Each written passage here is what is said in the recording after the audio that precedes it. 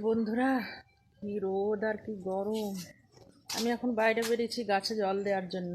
গাছগুলো একদম হা হা করছে, অনেকদিন জল দেওয়া হয়।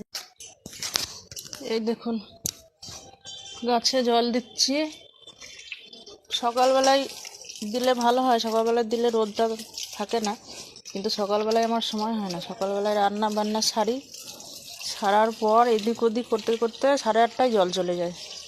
সকালে দেওয়া হয় না, বিকেলে 4:30টায় জল আসে, তখন ভাবি দেব, কিন্তু বিকেলেও দেওয়া হয় না।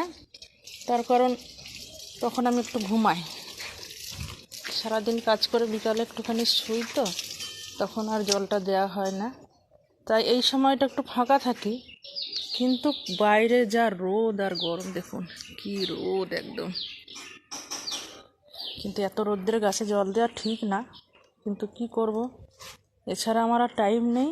আর গাছগুলো একদম শুকিয়ে যাচ্ছে, মাটিগুলো একদম শুকিয়ে গেছে। দেখুন 2-3 দিন 4 দিন মতো হলেও জল হয়নি, তারপরেই এই অবস্থা। সবে দেখুন পাতা সব একদম কেমন কেমন হয়ে যাচ্ছে, দেখেছেন?